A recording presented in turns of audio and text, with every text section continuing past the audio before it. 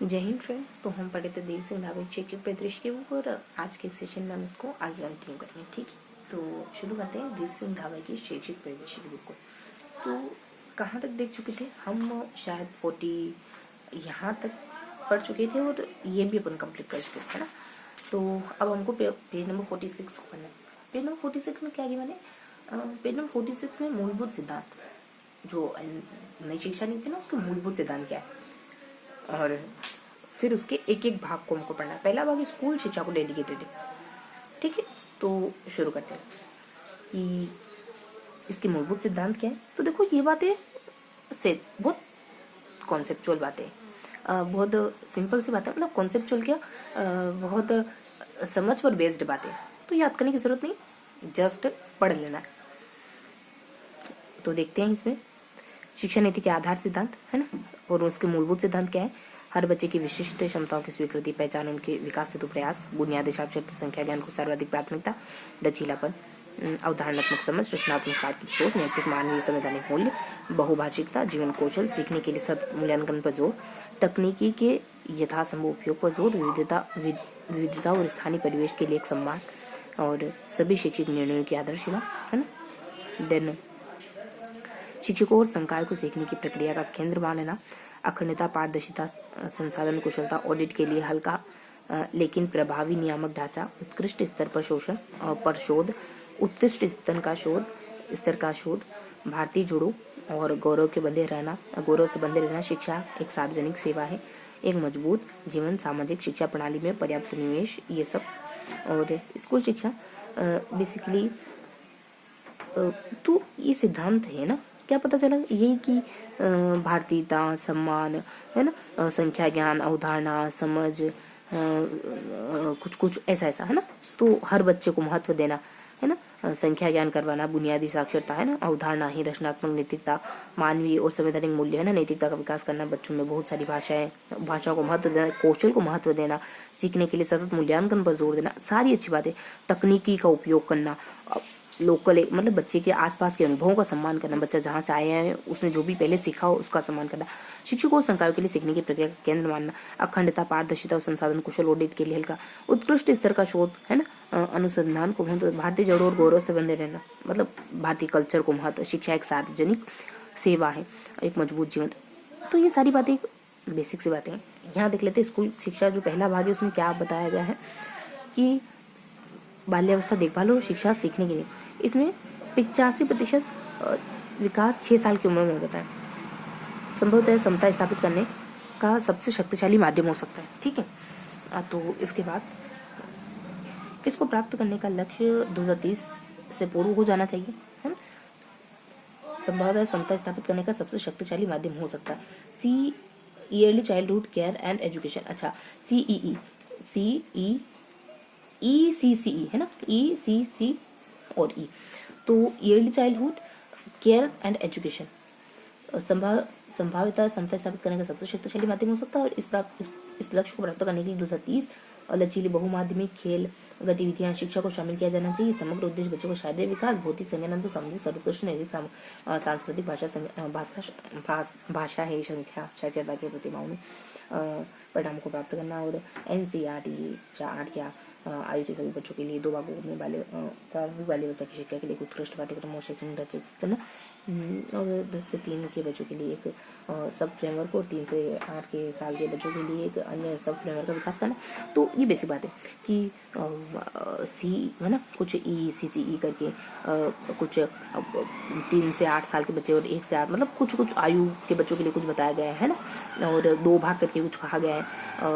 इसके अलावा ये हमने पढ़ा, पहला भाग है ना कुछ शुरुआती बच्चों के लिए। तो ये सारी बातें ज़्यादा कुछ खास नहीं। यहाँ देख लेते शिक्षा पर पिछली नीतियों का जोर मुख्य रूप से शिक्षा पर पहुंच के मुद्दों को था, और 86 की राष्ट्रीय शिक्षा नीति 92 में एक्शन प्लान आया था कि अधूरे काम को इस नीति में पूरा करने की बात करी गई है। और 86 और 92 की पिछली नीतियों के बाद एक बड़ा कदम निःशुल्क व अनिवार्य शिक्षा अधिनियम 2009 रहा है, और इसने सार्वभौमिक प्रारंभिक शिक्षा सुलभ कराने हेतु कानूनी आधार उपलब्ध करवाए। शिक्षा नीति के आधार क्या है? अच्छे इंसान का विकास करना, जो तर्क संगत विचार कर सके, सक्षम, करुणा, सहानुभूति, साहस, लचीलापन, वैज्ञानिक चिंतन, ये सब।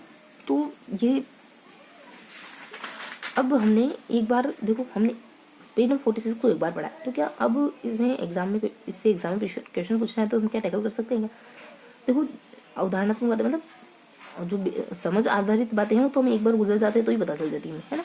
अच्छे इंसान होंगे, सब बीच वाली बातें जो यहाँ पे पूरा जो बीच वाला सेक्शन था ना ये, अब इस बीच वाले सेक्शन की अपसाइड एंड डाउन साइड कुछ तो बताया गया था जो शायद थोड़ा सा फिक्चुअल था, थोड़ा सा यहाँ की तरफ है ना। भाग फर्स्ट है, कुछ ई प्रोग्राम है, 2 भाग हैं और इसको ऐसा डेडिकेटेड है और ऐसा करके मतलब कुछ ना कुछ था यहाँ पे है ना। तो है ना, तो एक प्रोग्राम था और 2 कुछ फैक्चुअल बातें थी और यहाँ पे नई शिक्षा नीति के बारे में और यहाँ कॉन्सेप्चुअल बातें, ठीक है। तो ये देखा अब क्या था कि ये प्रोग्राम है और एनसीईआरटी 8 वर्ष की आयु के सभी बच्चों के लिए 2 भागों में प्रारंभिक बाल स्तर की शिक्षा के लिए उत्कृष्ट पाठ्यक्रम और शैक्षणिक ढांचे विकसित करती।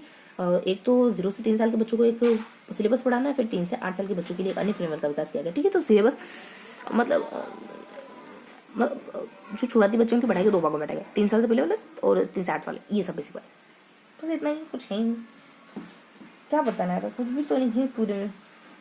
तो ये बस कुछ भी नहीं है वैसे, है ना। कौन से अधूरे काम को एक बड़ा कदम निःशुल्क है ना, अनिवार्य शिक्षा दिन 2 जानू। तो ये बहुत बेसिक सी बात है, ठीक है। तो इस तरीके से हमने कुछ जाना जो हमारा कुछ एक्चुअली कुछ खास है ही नहीं, इसमें बहुत बेसिक सी बातें। यहाँ कुछ एक प्रोग्राम है, यहाँ नई शिक्षा नीति और बीच में कुछ बेसिक सी अंडरस्टैंडिंग वाली बातें, ठीक है। राष्ट्रीय शिक्षा 1986 है ना, अप एंड डाउन ऐसे ध्यान रखो। 1 पॉइंट मतलब एक फैक्ट यहाँ एक फैक्ट यहाँ, इतना ध्यान रखो ना। बीच में फ्रीली बोल सकते हैं ऐसी कुछ चीजें है ना, बहुत आसानी से अपन दोहरा सकते हैं ऐसी चीज, ठीक। तो अपसाइड डाउन साइड है ना, और इस तरीके है ना, इस तरीके से कुछ हो जाए। तो ये कुछ हमने जाना है ना। तो अब थोड़ा सा नोट डाउन कर लेते और क्या, पेज नंबर 46 में, ठीक है, कि पेज नंबर 46 में हमको क्या देखना है। तो पेज नंबर 46 में हमने क्या कंप्लीट करा, बेसिकली पेज को थोड़ा सा अगर शेप देने की कोशिश करें तो कुछ ऐसा हो सकता है, ठीक है। यहाँ पे कुछ है, यहाँ पे कुछ है, ठीक है, बस। और बाकी ऐसा कुछ है ना, ज्यादा कुछ है नहीं खास। कुछ यहाँ है कुछ यहाँ, तो बहुत थोड़ी सी बातें हैं कि 1986 का जिक्र था और है ना, यहाँ पे सीसी प्रोग्राम का जिक्र था। पहले भाग जो बाल्य स्कूल शिक्षक मतलब इसका पहला भाग जो छोटे बच्चों की शिक्षा से जुड़ा हुआ इसकी एक सीसी प्रोग्राम है और yearly childhood care and education करके, और छोटे बच्चों की सिलेबस की बात थी, ठीक, कुछ सिलेबस से जुड़ी बात थी, ठीक है। तो ECCE देन 1986 है ना, ECCE, बस यही था। थोड़ा सा इसको अब देख लेते कोई मिस हो गया हो या फिर इसे कोई बात जो हमको जाननी बाकी है, मतलब कोई मिस हो गया हो या फिर कुछ ऊपर नीचे, ठीक। तो इसके सिद्धांत क्या है, अच्छा इंसान बनना। पिछली नीतियों के बाद एक बड़ा कदम 2 जनवरी से साल